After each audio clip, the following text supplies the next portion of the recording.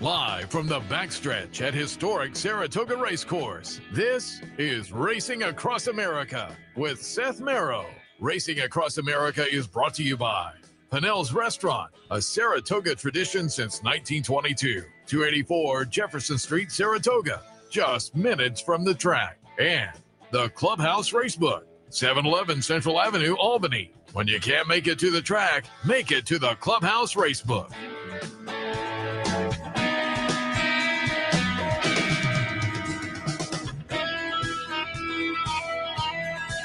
Good morning and welcome to Racing Across America on this Wednesday morning as we kick off another week live from our Clare Court location, where if you weren't tuned in earlier, it was a little bit exciting, but a loose horse on Clare Court running around the infield back here eventually got onto the track, which maybe made it a little scary maybe for other horses that were working out, although I hadn't seen a horse come around in a while, so I think it was clear. And then being on the track, I don't think the horse had too many places to go, so they eventually collared the horse back here.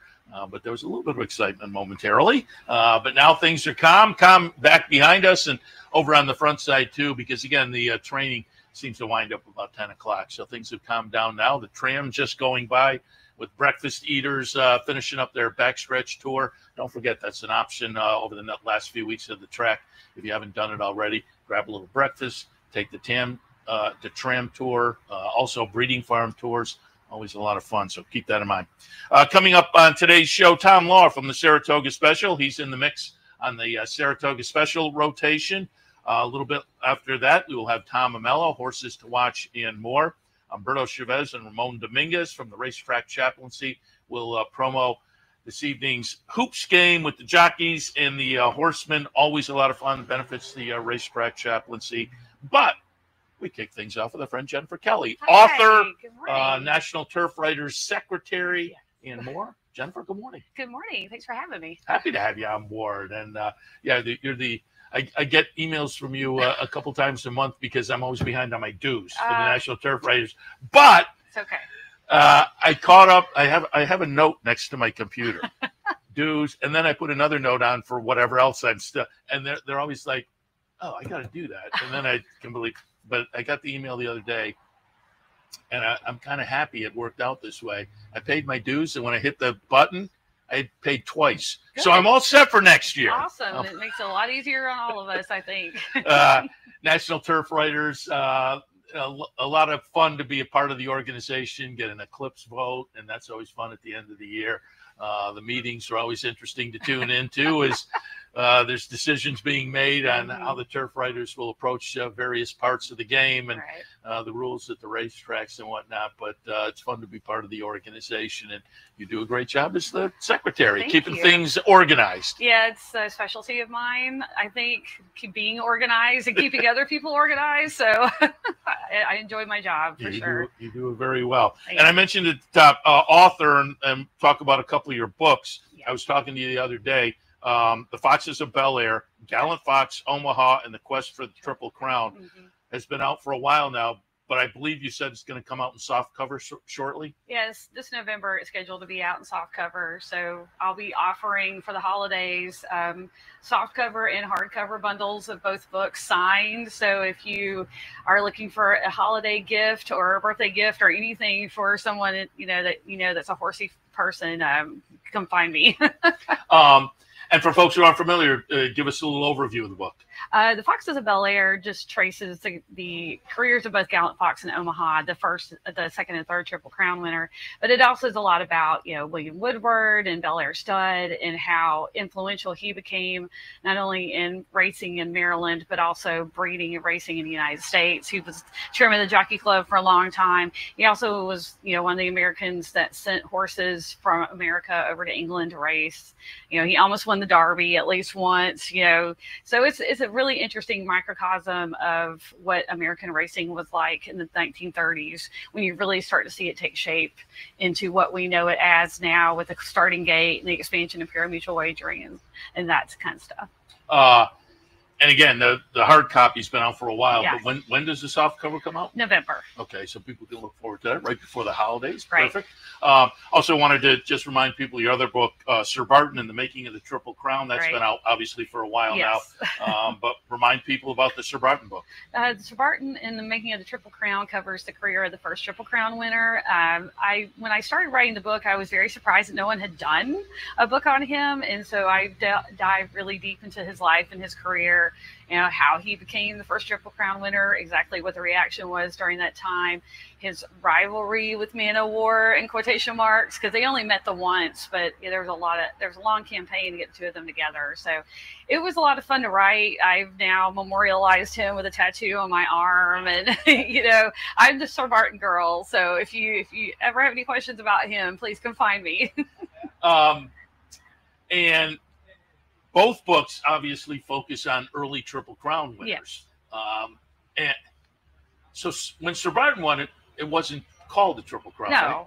it wasn't called the Triple Crown. The first time I saw it was about 4 years later, in about 1923 was the first reference I found.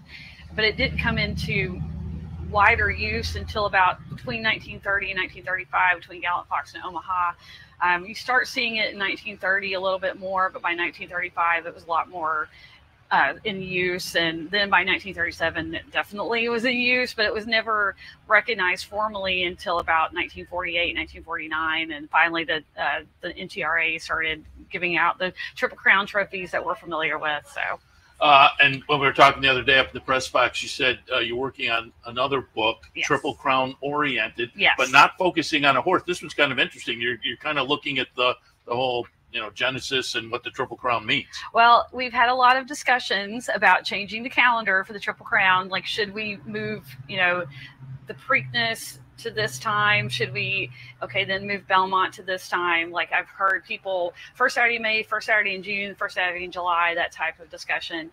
And I've listened to this for the last 6 or 7 years since Justify won, and I thought we really need to know why we do it this way. And this is one of the areas of expertise that I enjoy, is finding these places where we haven't spent a lot of time exploring and, you know, thinking about what all went into that particular tradition. And so I decided to write a book called Crown Most Splendid, and it's going to be about the evolution of the concept. So we're going to start in England with the original classics, and then trace it through, you know, the genesis of the Derby, Preakness, and Belmont, and then all of the business and other decisions that went into creating the Triple Crown as we know it, because it's basically half our calendar. Yeah. You know, it's at least 6 months out of the year now. So I wanted to do this so that when we did decide to change the calendar and make some decisions, really hard decisions about what to do next, that we had all the information about why we do it this way to begin with. Yeah, people don't realize it wasn't always the way it is. No, it's and not. What amazes me, 21st century racing is so different. Even from when I first got into the game, the Wood Memorial used to be 2 weeks before the Derby. Mm-hmm. But if you look back at prior Triple Crown winners or horses that have won races in the Triple, they would race in between the two or three races. Oh, yeah. Gallant Fox won the Wood on April 26th. Then he ran in the Preakness a week later.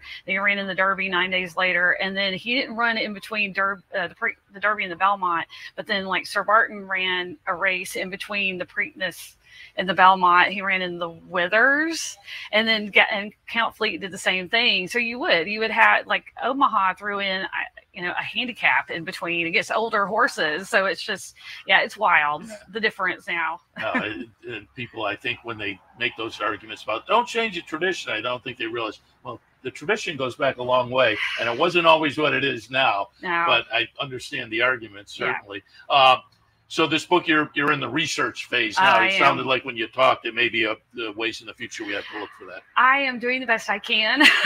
These type of things have a lot of research. It does. I've already spent a week at the Keeneland Library, which is where I do the preponderance of my research, and I still didn't get nearly enough done. So I have a target date for it, but I don't want to share it because I don't want to scare people off from it.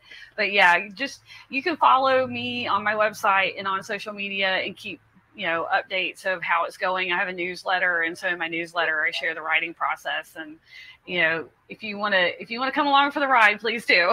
I think we have a graphic that has the website address there, so people can check out the website as well, which not only offers up the 2 books, but also links to some of your work in print media. Yes. And I went out yesterday and looked at some of those. You do some work for our friend Frank Vespi at Yes. the Racing Biz. Love You Frank. did a nice article with Pimlico going through the changes. It's going through Yes. Pimlico being torn down for a new Pimlico. You had folks who had essentially found their final resting place at the track, which I thought was a fun article. That was a lot of fun to do, because it's not uncommon for people to want to have their ashes spread at a racetrack. Chick Lang did that. A few other dignitaries down in Maryland have done it. And I know me personally, when it's my time, that's what I've asked my family to do, like spread me out here. But it was a lot of fun to just go through and learn a little bit more about all these people that have had their ashes spread, about Barney the dog who's buried at Pimlico. It feels like it might be morbid, but it really wasn't. It was just, here's another facet of that person's life that you get to learn more about. But it was also funny when they moved the finish line, one of the people that had their ashes spread there, they said, "Oh gosh, we forgot this person," and then they took a shovel full of dirt and moved that to the new finish line so that person was still there. Yeah, it's just wild. I loved it. And again, that some articles by Jen at the Racing Biz. Yes. As I say, our friend Frank Vespi focus on kind of Mid-Atlantic racing. He does a great job. But you also have some things over with ABR, America's Best Racing, and recently perfect timing, obviously, with Whitney history. Whitney, the race history. Yeah, I did an article for America's Best Racing about the origins of the Whitney. And of course, it's connected to the Whitney family, but I didn't realize it had actually been named for Payne Whitney as opposed to Harry Payne Whitney or any one of the other all the other Whitneys. It was named after Payne Whitney, whose wife, Helen Hay Whitney, went on to own Green Tree. So that came about in the late 1920s. Now it's evolved into what it is today, which watching Sierra Leone win on Saturday was a lot of fun. Yeah. It was a great race. And again, you can check out those articles, links to those articles on the website. You can also find out more about the books, The Foxes of Bel Air and Sir Barton. Pick those up. They're available with soft cover Foxes of Bel Air coming out towards the end of the year. And you say, in anticipation of the holidays, when the soft cover comes out, that's when you'll have the signed packages? Yeah, I offer signed bundles now anyway, but Okay. since Foxes is only available in hardcover, it's soft cover and a hardcover. But when both are out, I'll have both books in hardcover and both books in softcover, and I'll offer those as bundles for people for gifts this holiday season. So a lot of fun. It's one of the fun things I get to do with my job. I like it. We'll let you go because I know, unfortunately, you have to leave town. I have to leave town. So you're headed down to the airport. It's been fun to have you in town and see you up in the press box and around the track and whatnot. We wanted to plug you in this morning to talk a little bit about the work and alert people. So appreciate the visit. Travel safe. Thank you. Appreciate you, Seth. All right, we'll take a break. When we come back, Tom Law is in the house. We'll talk a little bit about what we've seen so far, maybe a little preview as well. All of that when we continue.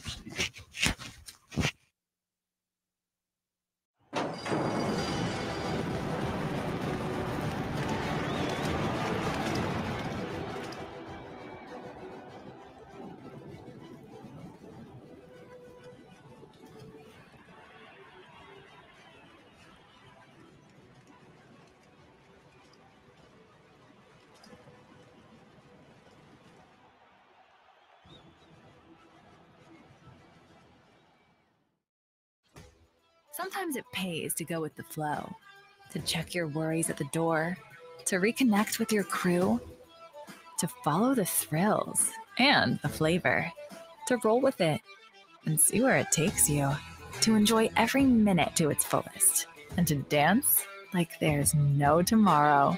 You can do that here at Rivers Casino and Resort Schenectady, where the good times flow. For centuries, the bond between horse and human has been forged in trust and hands-on care. Thoroughbred Racing is combining that tradition with cutting-edge technology to raise our standards even higher. New investments in wearable biometrics, advanced imaging, and AI help optimize our safety programs. That opening quarter mile was a quick one. Every day, a commitment to improving their care. So win or lose, it's safety that runs first. To learn more, visit safetyrunsfirst.com.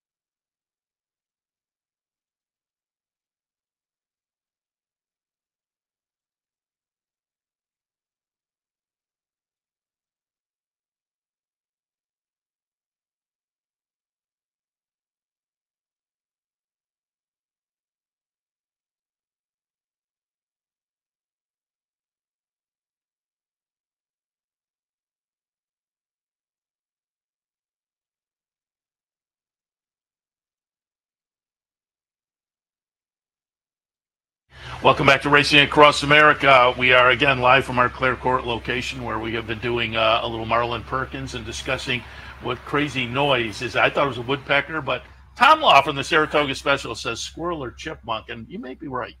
I feel like I hear them like in the woods, like doing that. When you're kind of disturbing them, they make that noise. So something's bothering that squirrel and or so they don't like the show. So they're being I mean that's a ways away. Yeah, so I'll blame the horses. Well, but I told you the other day there was one right outside the tent. I was sitting in here working, and it was driving me a little bonkers. I can't. He might have been mad at the show for that. That guy, yeah.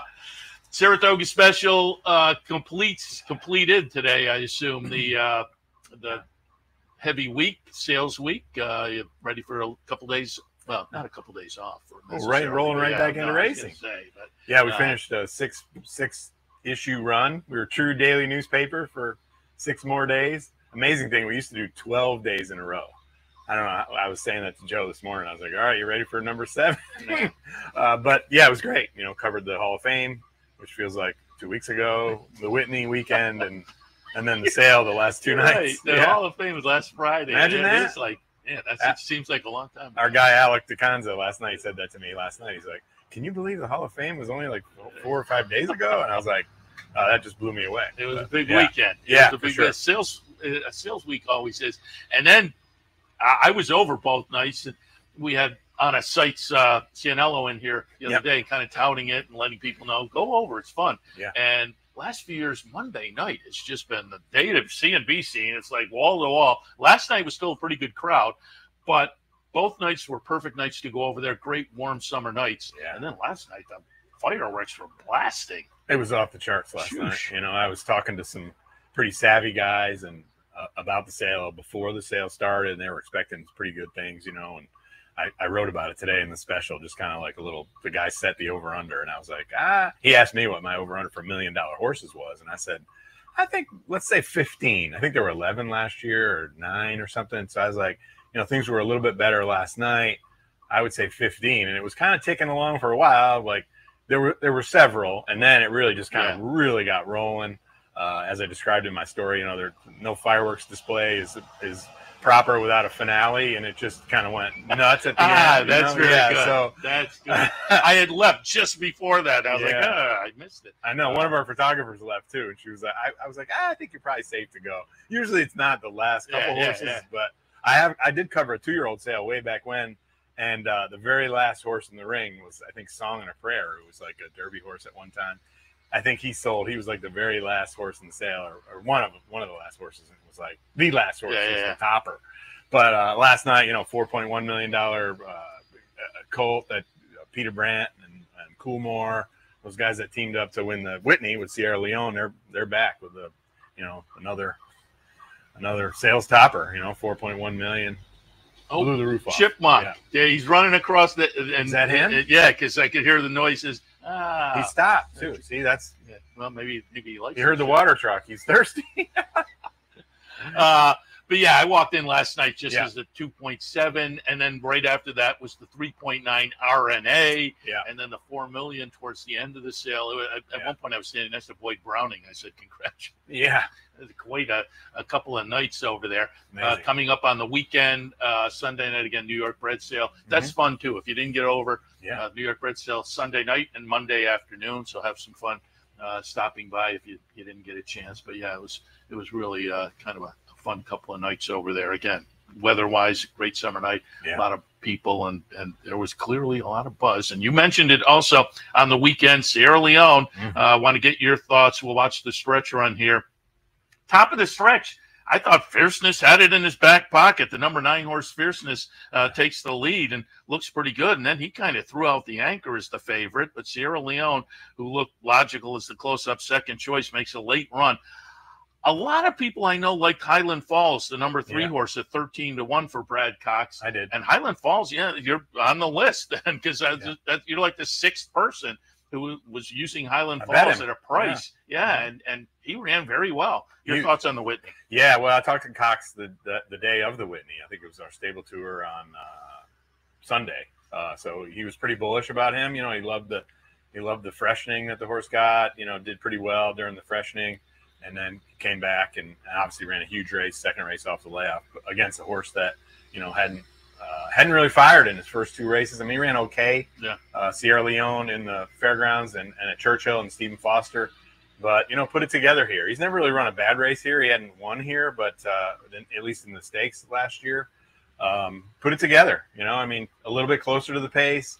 He looked like a different horse in the paddock, you know. When I went down there, I remember seeing him last year at the Derby, you know, and then back up here in the summer and then seeing him again in the fall. He seemed like a much different horse, you know, a little more filled out, you know, kind of like the man walking around there in the paddock. I was like, this horse is the man. Last year looked great, you know, looked great as a yearling, obviously. It was a sales topper, but just kind of the changes that you see in these horses. And that's what I always tell people, like, take advantage of the opportunity that you have to go see the horses, you know, like go down to the paddock and look at the good maiden special weight races versus the, you know, $20,000 claimant races. You'll see the differences in the horses.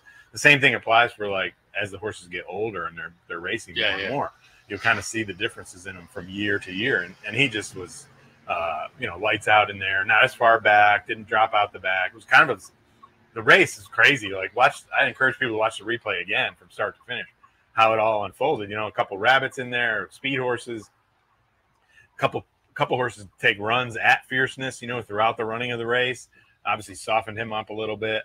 And, you know, between Skippy Longstock and kind of was right there the whole time, hounded him. And then, you know, the 2 closers kind of go by him at the end, Highland Falls and Sierra Leone, to kind of, you know, punch away and then disarm. How about disarm at a huge? Yeah. What was 46 to 1. Yeah. Yeah. I mean, he ran big. I mean, he's a capable horse. I was going to say, he's a horse who could obviously can do that and has done well throughout the career, really. He was hard to play in there, you know, just based on who else was in the race. But, you know, when you look at it now, you kind of say, oh, Asmussen was 46 to 1, you know, but, you know, hindsight's easy 2 days later. And you mentioned the rabbit. I guess on social, I didn't really see it, but I saw people reacting. I guess some folks on social media were like, rabbit, and I kind of feel like when I first got in the game, that was a thing. It's just, for whatever reason, it's disappeared. I don't know why, but people were outraged, and it's like, no, that's part of the game. And if you have another horse who can go out there and set it up for your confirmed closer, you're supposed to do that kind of thing. Exactly. I mean, get out of our American mindset, maybe watch a little European race. They still have them over there, whereas we kind of lost it all over. Regular races, stakes, big stakes. You know, I mean, Aidan O'Brien has the advantage of doing it, and you'll see Galileos and you know, big time pedigrees that are the rabbits. It's a great problem to have. I mean, hey, why not? I mean, I'd rather have a fair, honest race than maybe a tactical race. You know, we have a lot of tactical races. We have a lot of turf races. You know, I mean, don't we have enough of that? I mean, I'm fine with it. I mean, if they, you know, instruct your jockey, you know, those guys know what they're doing. The people who are, if they were in the same situation and had the opportunity to have a couple of, you know, shot at $1 million race and had 2 horses, they'd all do it. Come on. You know. Absolutely. And then there were some good stories over the weekend as well. One of them, we had Riley Mott in on Sunday because got his first graded stakes victory, and we can watch the stretch run to the Saratoga Derby, world beater. Not only his first graded stakes victory, it's a grade 1 at Saratoga where he kind of grew up as a kid.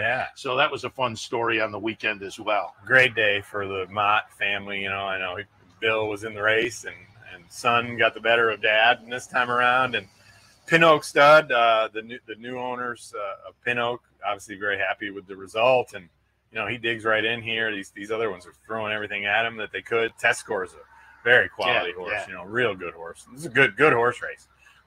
You know, great win for Riley and the Pin Oak people, like I said, motivated. They were active at the sale Monday and Tuesday. And the Fasig-Tipton people are always excited when the guys that are possible participants in the sale have a good weekend right before, because obviously they're excited, they're pumped up. I mean, I don't think you needed Sierra Leone to win for those guys to reach in. I mean, the Coolmore team and those guys, they spend all the time, but you know, it helps. It can't hurt. But and especially with the Pin Oak, I mean, they bought a couple 7-figure horses. So big win for the owners. Used to be Josephine Abercrombie's farm, and now the new people have taken it over, and Riley's just doing a great job. And then the next race, Miguel Clement got himself another grade 1 with Deterministic. And did you see the picture out on Twitter of the 2 as kids? Yeah. Yeah, that great was, stuff, right? That was funny. Yeah. Both of them kind of growing up right here in Saratoga. Oh, man. You know, Incredible, with their fathers being prominent. And then on the weekend also, Javier Castellano got a stakes win and got off the schneid, and he was kind of humble about it in the winner's circle. It was interesting. He's just kind of, you just got to keep plugging away. You know, I haven't had a low like this ever, maybe, or certainly in a while, and so you just keep plugging away, and eventually it turned around and you got the stakes win. So another nice story, and that's what you guys are all about. That's what he said. Yeah, you know, he said it never really happened to him in his whole career. You think just when he was getting started, it still probably had a good run of, you know, winning from here and there. For him to have the donut, you know, I remember looking at the standings and I was like, oh my God, Javier Castellano's on the duck, you know. But, you know, it's just going to break through eventually. That was the right horse to get through on. I mean, that was his last win, too, that horse. That was kind of a fun part of the story, too. Yeah. I remember watching him win a turf sprint over the 4th of July weekend, the Harvey Pack, I think, right? Yeah. That was crazy. All right, that was a little review. Let's do a little preview, a couple of races for this afternoon. Because, again, if you pick up the Saratoga Special, you can also get the selections. Tom Law having a very good meet. John Sapazian always does. Hard on my heels. The other 4 wins back. It's going to be interesting. Certainly. And, again, on days that the paper isn't available, you can go to the website. The selections are always available. This is horseracing.com, so keep that in mind. A couple ideas for today, though. Fourth race was my dark horse play of the day, and I had it labeled a tough race at the top of the page. And I normally wouldn't go dark horse in a tough race, but I couldn't find a whole lot on the card that kind of fit the dark horse mode. But I thought it was slightly busy. Third start back, a couple of sprints to a 2-turn race. I like that angle. The third start back, first 2 sprints, you stretch out. So I was slightly busy. What did you see in the fourth? It's a good pick. I got the horse third in my selections. You know, like switching back to Manny Franco. Had the race at Laurel, you know, the turf sprint there at Laurel, and stretches out right to a mile.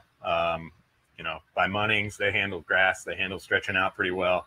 I went just 1 to the inside, the 8 Red Burgundy, Santana and Horacio De Paz clicking, you know, do pretty well together. Horacio, you know, considered the Yaddo with her. I think he's got some other horses that he's thinking about running in there. So he was, you know, pretty bullish. We did the stable tour with him a week or so ago. So, you know, he likes her a lot. She's run here. She hadn't really run great on the turf course here, but I like her in that spot. Yeah, I have her right underneath. I agree. And I think has the potential to speed pop this group, too. So yeah, right. It's always dangerous. Yeah, confirmed front runner for sure. Yeah. The 9th and final today, a little interesting state-bred maiden special, 5.5 on the grass. I went with St. Bridget's Cross on some breeding. A couple of the dams offspring, a couple siblings won their career debuts. This one, not so much in the debut, but had trouble at the start. Leinster is getting off to an interesting start on top. So I went in that direction. I had a 10, 11, 6, and 7. What did you see in the final? Leinster. Funny you mentioned him. Rusty Arnold, of course, wins the test with Kilwin. He trained Leinster. Is a great, awesome turf sprinter. The other Rusty Arnold. The other Rusty, Kilwin. Dropped right out the back after Jose Ortiz amazingly stayed on. And watch the replay. Watch the head on that replay. You see the athleticism of these jockeys. But that's a pretty good pick. I picked that horse third. George Weaver's horse is going to improve. He's always pretty solid in turf sprints. The horse I actually picked the 4 on top. First-time starter for Barry Schwartz, homebred. Caravaggio. I think I was reading Joe Clancy's stable tour from the second Saturday of the meet with Miguel. He's pretty bullish on this horse. He liked him. But looking at it now, you asked me for a few plays. I started looking at it again. This is 24 hours after I did my picks. I like Mott's horse, you know, the 6 horse. I rest my case. $100,000 New York bred from right over here. Speaking of the New York bred sale, finished 4th first time out, but you know Mott's horse are going to improve second time. Had some trouble too. You know, had some trouble. Lescano stays on with Mott and an improvement at 9-2. I'd like a nice price in here. And lone sibling, Honorable Becky won the career debut, so there's a little bit of breeding to live up to there. I like the 6 also, and I said when we handicapped it this morning, I made 4 picks, and there was 3 or 4 others I could have pointed at. One of them was Setting Sun, so that one scares me. So we're thinking alike. I don't know if it's good or bad. Should be a fun race. That's got to be good. I think so. I'll take it. Tom, as always, appreciate the visit. Again, you can pick up the Saratoga Special around town. You can go to thisishorseracing.com as well.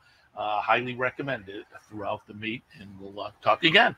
Thanks for having me. It's been great. Happy to have you. All right, we'll take a break. Tom Amello is in the house. Also, Humberto Chavez and Ramon Dominguez, all coming up on the remainder of Racing Across America, so stay tuned. It's been referred to as possibly the best equine-themed gift shop on the planet. Impressions of Saratoga. Impressions of Saratoga, celebrating the Saratoga and equestrian lifestyles. It's your #1 choice for Saratoga souvenirs, apparel, and gift shopping. We have gifts for the entire family, and we're pet-friendly too. Visit us online at impressionssaratoga.com or come on down. Impressions of Saratoga, 368 Broadway, downtown Saratoga.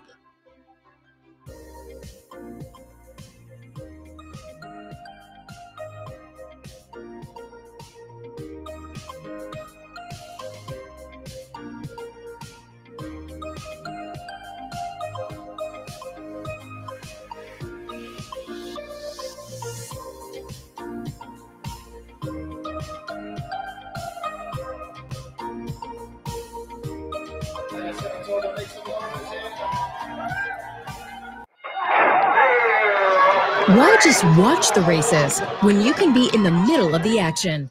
For nearly 20 years, Bonaventure Stables' share-based ownership program has made thoroughbred ownership affordable for the everyday fan.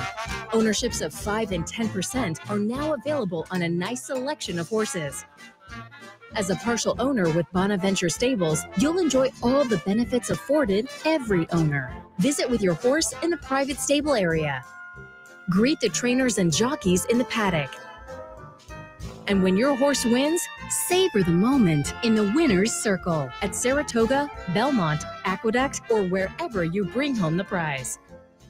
Based in historic Saratoga Springs, Bonaventure Stables has been training winners and creating memories since 2005. Learn more, see available horses, and meet our team at bonaventurestables.com.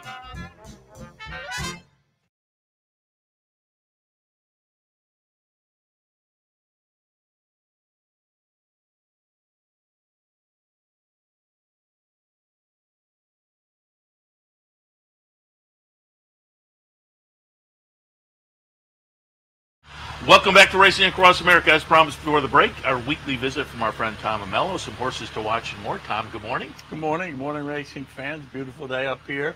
Come on out to the track. Enjoy yourself. Yeah.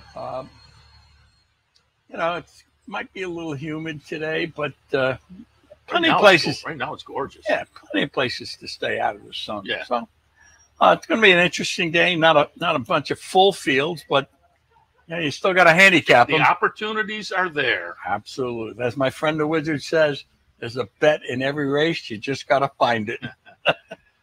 Is his winner coming back at the meet? Say it again? Is his winner coming back at the meet? You know? Only if he gets what he's looking for is he wants to enter off the main track only. Okay. And he wants to go a mile and a quarter. He wants to go long. You know, he may take a mile and an eighth. So he's looking for a spot. And he's managed his horse well, giving the horse a lot of time between races. The horse is not that fast, which is really interesting. It's got 3 wins and earned almost $300,000 the other day. It was July 4th weekend, right? Yeah. Just as Tom Law, I'll ask you too. Thoughts on the weekend? The nice win by Sierra Leone. Rodney Mott getting his first Grade 1. Nice story there. Kilwin, the other Rusty Arnold horse, wins the test. Deterministic, stringing a couple together. It was a fun weekend. Deterministic win was a great win, I think. I'm never right with Sierra Leone. I just can't get half of the racing world, I think. Well, I can't get past the fact that he runs like he's got a dislocated hip, and there's a part of me that says at some point in time he's going to be 2 to 5, and that's going to be a factor. If it doesn't, I'll just keep ripping up tickets. Of course, it's a great effort. Good for Chad Brown. This is a race he wanted to get. They did employ the rabbit. I don't know if it had that much to do with it. The pace wasn't that crazy. And and the rabbit looked like he tired himself trying to catch up with Manny's Gold. And I said earlier, you know, some people, I guess, on social media were outraged about the rabbit, but you and I remember the day when the rabbit was like a thing every day. Well, I think the outrage is valid because they're not coupled. They ought to be, in my opinion. Well, they we're ought to be coupled. getting more and more in the area of no entries, but folks don't remember that was kind of one of the prime reasons why. Yeah. You'd have two horses, and one would kind of be entered with the thought of, we're not going to win because we want this horse to set up the other horse. And so that's why they were. I know. I listen, I understand that. And I understand the no entry rule. It fills fields and gives you more betting combinations. But, you know, I'm not a fan of 3 Chads in a 7-horse field. You know, I'll accept the challenge of trying to pick the one which is right, but he knows better than I do, and he's not talking to me. Yeah. All right, let's get into some horses to watch. Going back the last week, we're going to take a look going back to August 1st, race number 4. Going to take a look at number 5, Scratch It, number 4, Blue Madame, and number 9, Connect the Stars, who I kind of liked a little bit. What did you see in that 4th race? And this was an interesting race, and it was interesting because at 12-1, Scratch It's going to make the lead here under Manny Franco, and Manny Franco is going to engineer a win here with great skill. First, I want to point out the fractions. He goes 24-4, then 26. 26. He gets to the first call of the half mile in 51 and change. And then he comes home 24-3, 24 flat. And so this is the perfect example of how to put a field to sleep and run on. Now, so Scratch It goes gate to wire with those interesting fractions. I don't know if this horse is going to get the same situation. The 4, Blue Madam, was the 2-1 favorite from Chad Brown, and really was very green throughout the race. And this is the number 4, Blue Madam. You can see him on the fence, I think, here. There he is. He's in the blue, the yellow silks. I mean, the yellow saddlecloth. And this, look at his head. His head is to the left. I mean, they're fillies. Her head is to the left. And so this horse is going to improve. I mean, he got bet off the board, 2-1, 9-5. And the other horse in here, the one, Miss Picky. Miss Picky does all the dirty work. All the dirty work, chasing the fast fractions that Scratch It sets here. And I think that speaks well for her effort. And the other horse we wanted to mention here was the number 3, Hurricane Creek. Had a little bit of a trip. She got squeezed back to last. So there are 3 horses to talk about in this race. Scratch It, the winner. I don't know if she'll improve or be vulnerable next out, given that she had everything her own way. Blue Madam was very green and should improve. And the trip behind the pace for the 9, Connect the Stars. This was a good effort under Dylan Davis, but he lost ground angling out. That's another horse. This could come back as a key race. Nice race. Nice effort. Going forward. Day after August 2nd, race number 6. We're going to look at number 4, Ornelia. Came close. A mouthful. Fletcher's Rocket as well, a Rocket. Give us some thoughts on that 6th on the 2nd.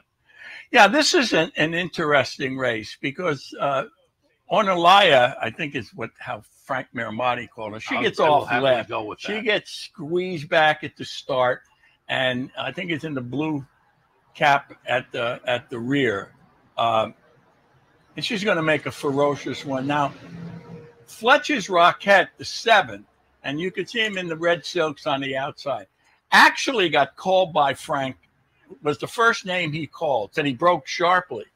Well, then he ran in mid-pack, and here he is rounding the turn, and he's going to make a nice sustained run, but Ornelia is coming. So watch, she's going to come to his, let's see, yeah, these are fillers.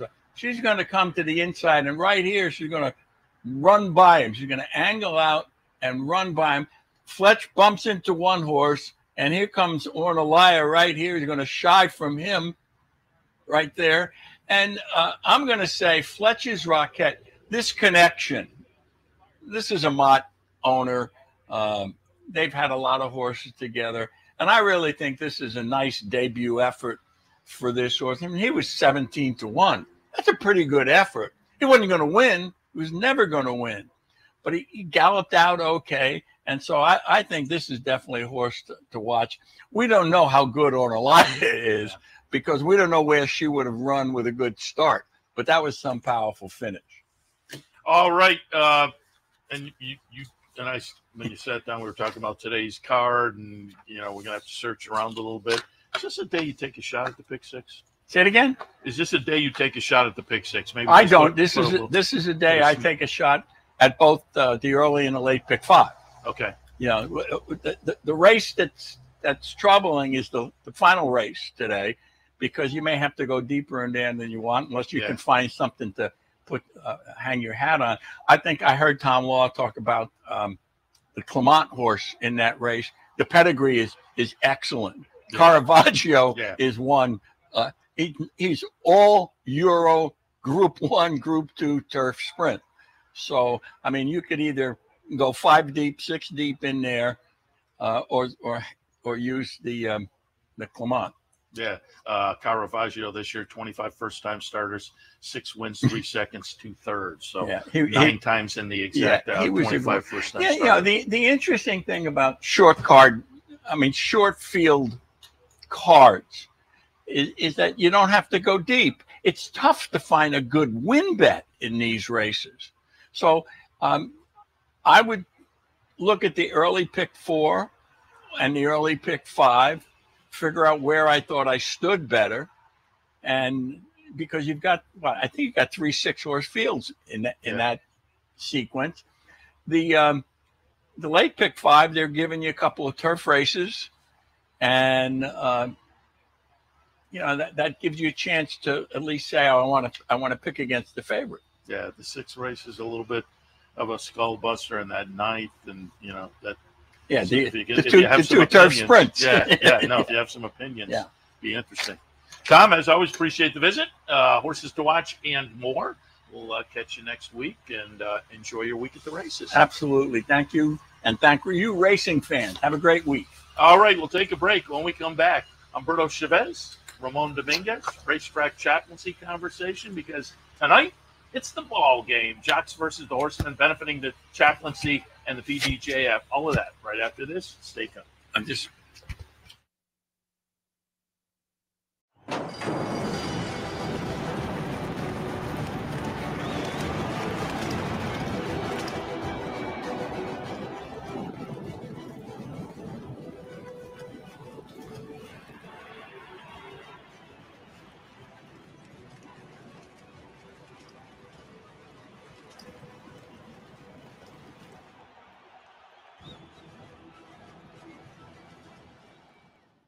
Haven't signed up for a Capital OTB account yet?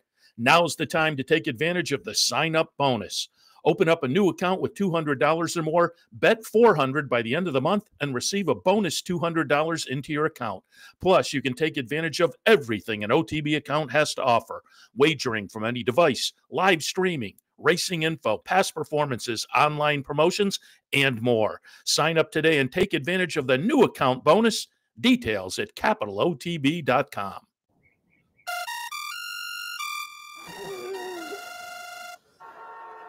Come on. I want sales reports on my desk by Monday. Oops, my bad. Love racing? RTN brings you every live simulcast on your home television, plus live video streaming and race replays on your PC and mobile devices. To order, visit rtn.tv. RTN, a breed apart.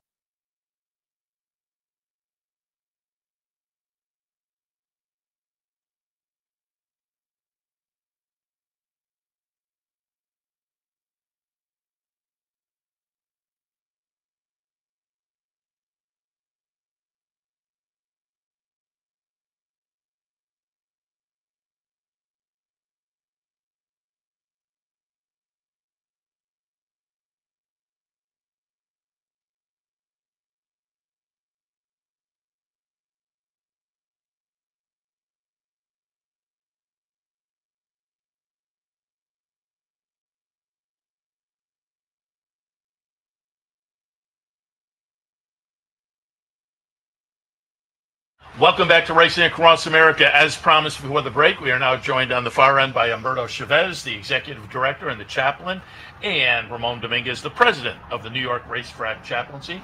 Gentlemen, good morning. Good morning. Good morning, Seth. Got to have you in here, obviously, to talk a little Jockey Basketball, which is tonight. Humberto, I saw you earlier in the meeting. I said we're plugging in the day of the basketball game, get as many people there as possible. It's literally about 4 blocks from the racetrack, Saratoga Rec Center. It's, I think, one of the social events of the season. It sure is. I think it brings the whole community in, not only the racing season, the racing fans, the community overall that lives in Saratoga Springs. So it's a good night, fun night, and something to do with your family. Yeah, highly recommend it. Cost to get in? Free. I was going to say it's free admission. The best, but you get to buy a raffle ticket. Maybe, will there be a half court shot? Yes, there'll be a half court shot, $500 to the one who makes it. And our proceeds go, like I mentioned, I've said before, goes to our back to school program. And some of the proceeds would also go to a PDJF that we partner with constantly with. So. Excellent. And again, Ramon, you are the president of the chaplaincy. Talk a little bit about the work the chaplaincy does amongst the backstretch people and beyond. Sure. It's definitely a very well-needed organization that supports the backstretch workers in so many different ways. Being here in Saratoga with different recreational programs for the kids, and not to mention also back home, when I say home, Belmont programs also for the parents, or the fathers and the mother. Now, talking briefly about this program, the back to school program, which is really cool because unlike some programs that perhaps they give a backpack with a specific amount of items that obviously everybody uses pencils, here they are able to give the items that the kid needs for that grade and maybe for that school. So they go to school prepared with because it's not the same for a 7th grader that it is for a 9th grader. So in addition to that, they give them a brand new pair of shoes and also a haircut. So these kids are not only with the right items that they need for school, but also full of confidence with new shoes and new hair and a fresh haircut. So it's really cool. Excellent. And I pulled up a little video from last year's game just to give folks a feeling. And Humberto, again, it's just a few blocks away. The Saratoga Rec Center. Again, free admission. Stop by. You will have a great time. And how long has this been going on? I think this is our 18th year. Very good. And it started with WinStar bringing Kenny Trout from WinStar bringing his kids' 5th grade basketball team to play against the jockeys, and it just developed to what you see now, right, where the jockeys play the horsemen. So it's a lot of fun. We have new coaches coaching the horsemen. We have Kenny McPeak and Richard Trosberg. So it's going to be a great night, lots of fun, and a lot of fast pace. As you can see, the kids have a blast too. Yeah, no, the kids are sitting by the court and having a great time. And, you know, afterwards you can maybe grab some autographs when the teams line up for team pictures and whatnot. Halftime, you get to root for the gentleman or woman who takes the half-court shot and has potential. And you can see that the stands are always full. It's a great night. It's a fun night. I highly recommend it. I will be over there. I actually played for a few years, and I always say to people, I scored a basket, and I promptly retired after a couple of years of not well, there was one year I don't think I got a shot, but it's definitely a lot of fun. And again, benefits not only the chaplaincy, but the PDJF as well. Absolutely. And Seth, not only this is a fun game, a fun time, everybody enjoys it, but this has over the years increasingly been getting more and more competitive. These jockeys are top athletes, and they are there having fun, but they're there to win. So it is really a cool time to see these guys display not only their abilities that they have on top of the horse, but they now on the basketball court, and they do amazing. And I will say, I can vouch for their athleticism. People say to me all the time, how do the jockeys win? You know, because of their size. How do they win? They're in shape. They're running rings around people. And some of them are really good basketball players. And I remember one of the years I played, Irod Ortiz was coming up to half court. I thought, I'll go right up and he went right by me like I was standing still. You mentioned Kenny McPeak. I had Will Walden on a couple of weeks ago, and he said he and Kenny were kind of strategizing. And then had Anna Seitz on the other morning. She said she's ready. She has the sharp elbows all ready to go. So it looks like the horsemen are ready. Typically, the jockeys get a ringer. Is there a ringer this year, and can we say, or was that going to be? I think last year we're going to bring the assistant coach for Siena Basketball men's basketball team. He'll be with us again. But I think they're coming in, and Manny Franco is looking to get another MVP as well, to one of those belts that we gave last year. So it's going to be fun. It's a lot of fun. It's tonight.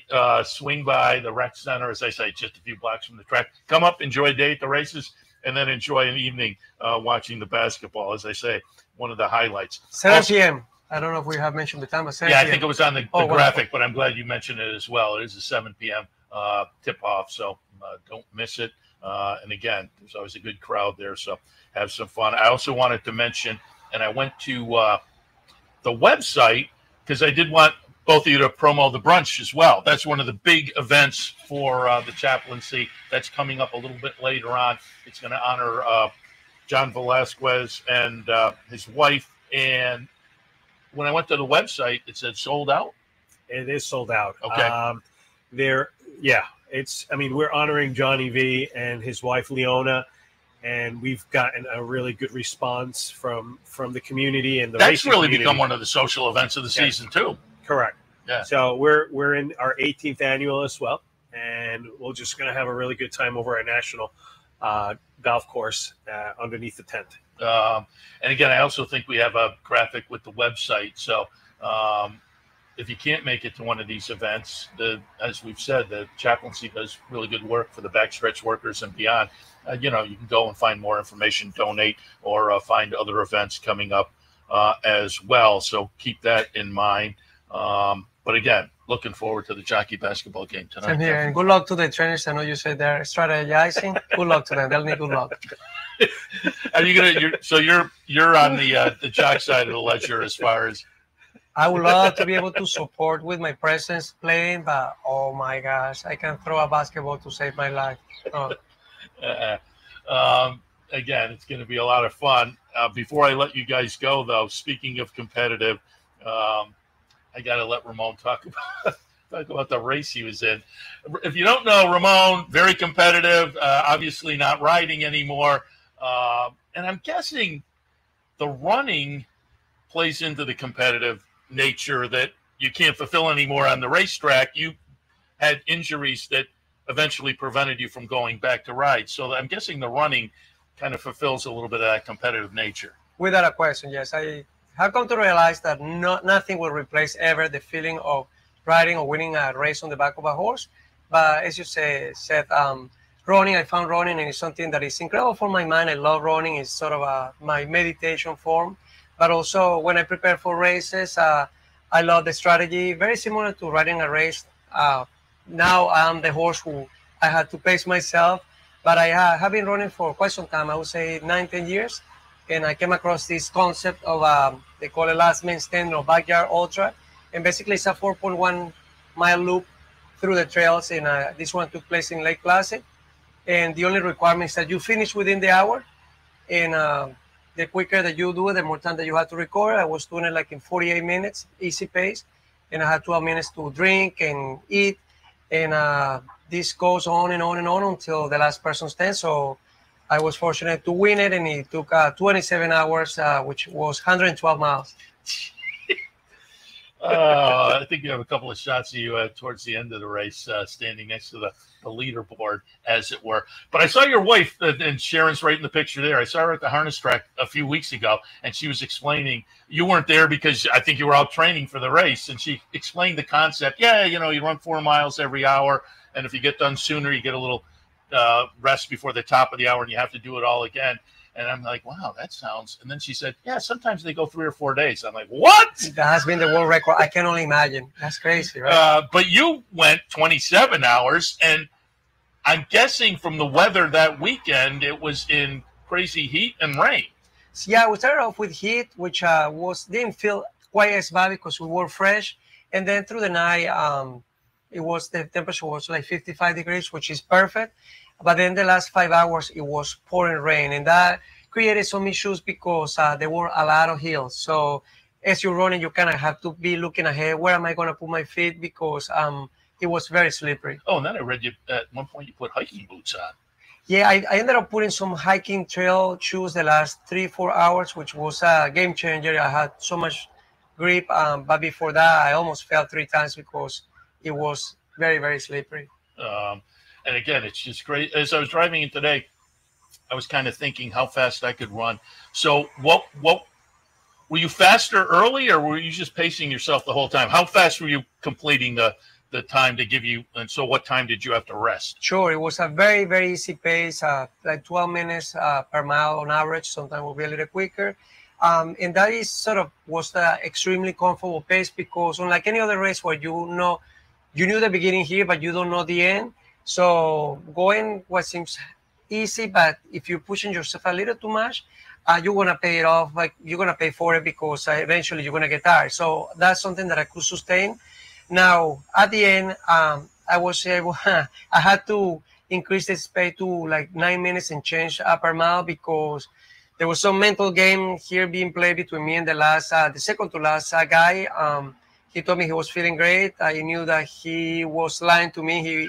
And I said, I need to destroy this guy mentally. So I decided to tell him that I was going to run the hills up and down. He looked at me like I was crazy, and that's what I did. I went from 52 minutes, which was my slowest round, the previous one, to 2 back-to-back 44 minutes. And for the next one, he decided I can compete with this guy. I was feeling it too, but he probably felt, given this sort of lie that I gave him, that I really was full of myself, that he probably was thinking that I could sustain this, and the truth is that I couldn't sustain it too much longer, but it worked out. Yeah, the article I read had you guys kind of squaring off right at the beginning and kind of seeing, oh, there was the challenger, I'm going to win it. And so does he just tap out before the last mile, and then you have to complete the last to win? Yeah, so this is something that my wife and I have a little bit of differences on what really happened. I believe that he didn't complete in an hour, but regardless, before he was coming home, he already signaled to his team, I'm out. I cannot do this anymore, because when I finished that loop, my wife said, congratulations, he's not continuing. So I think eventually he rang the bell, which is everybody who is out, they ring the bell.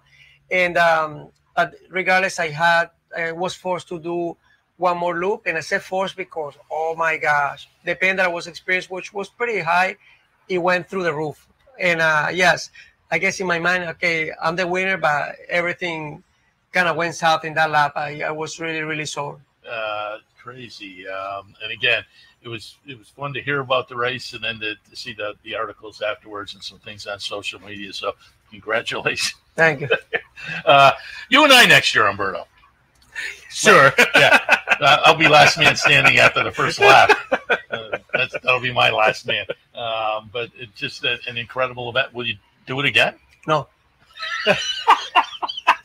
There was no hesitation there. I really was very naive going into the race. I was thinking I want to win this, and as I started running, I said, gosh, I don't have the training that these guys. I mean, I was running with ultra marathoners and ultra runners who run these 100-mile races all the time. And you're mostly kind of a 5K guy, 5K, right? yeah. So my mileage really leading to this was not really ideal.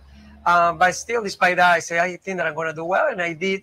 But when I finished the race, my wife was like, with our friend who was there also helping, and hey, we have taken some notes for next time. You think you'll do it better? And I'm now resting, and I have a towel with me, and I put the towel over my face because I'm crying. I don't know why. This got to me, and I say, there will be no next time. I'm done. So I'm retiring undefeated. There you go. God bless, because just an amazing. I didn't even know that kind of an event occurred. And as I say, listening to your wife describe it, I'm like, wow. And then, yeah, sometimes they go 3 or 4 days. I'm like, wow. Oh, at the end, you get a little delirious? Some people have. I was really, my senses were perfect. And I was concerned about the no sleeping. And it was 27 hours. I didn't close my eyes, not even a minute. And I felt excellent. I think just the adrenaline. And I did get great hydration and eating carbs. I think that I took like something that had like 60 milligrams of coffee a couple of times, which is equal to a cup of coffee. So I didn't have any stimulants, but it's just adrenaline and you going and going. So I felt very well. Yeah, crazy. So again, congratulations. Before I let you go, Humberto, just one more time. How long have you been the chaplain? 22 years. And again, for people who aren't familiar with the chaplaincy, talk about upstate and downstate. And I know even in the off season, you guys, I see you in town because, you know, backstretch workers up here during, certainly with the Oklahoma track open. So it's really kind of a year round thing, downstate and right up here in Saratoga. Like Ramon said, we try to take care of the family overall. Not necessarily just the ones who are working directly with the horses, but their extended families as well, with our various programs that we have. This past year and a half, we've extended our services to the farm, the breeding farm. Oh, nice.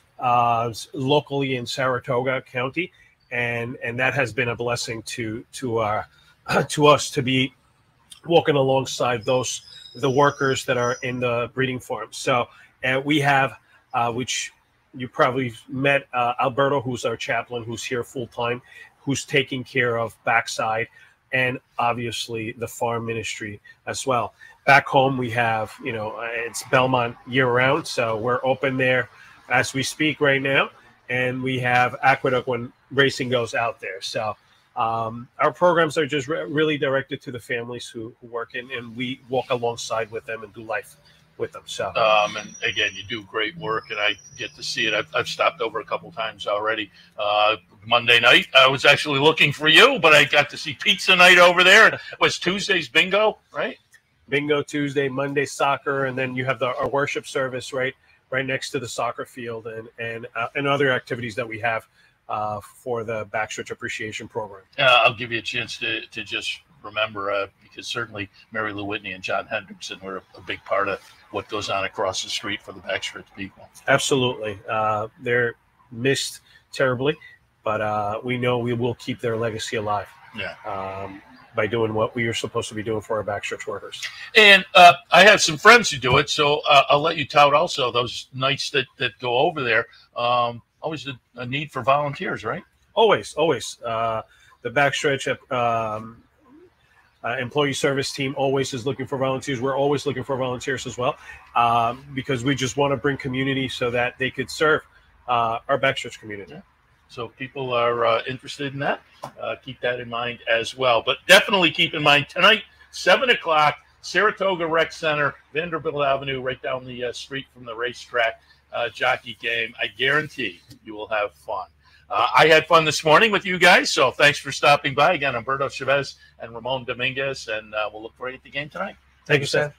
All right, we'll wrap it up on this Wednesday morning. Again, it's a gorgeous morning. Going to be a really nice afternoon. If you're coming up to the track, you are in store for a great day of racing. And again, then make your way over to the basketball game. But as far as right here on the network, back in tomorrow, 9 a.m. handicapper support, 10 a.m. Racing Across America. We'll see you then. You've been watching Racing Across America. Racing Across America has been brought to you by Pinnell's Restaurant, a Saratoga tradition since 1922. 284 Jefferson Street, Saratoga, just minutes from the track. And the Clubhouse Racebook, 711 Central Avenue, Albany. When you can't make it to the track, make it to the Clubhouse Racebook.